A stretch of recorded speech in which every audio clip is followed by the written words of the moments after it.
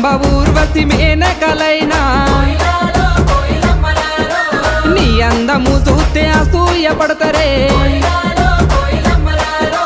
ఇంతటి అందాన్ని ఆ బ్రహ్మదేవుడు ఎంతెంత కష్టపడి రూపుదిద్దినాడో దివిలోన నీ ఉంటే దేవుళ్ళు కూడా నిన్ను చూసి ఆగరాని కిందికే పంపనేమో మల్లె చెట్టు కింద కూస్తున్నా మనసైనా ఓ ముద్దుకుమ్మా లంగవోని వేసుకొని దొంగ చూపు చూసుకుంటా నా మనసు దోసినావే బొమ్మ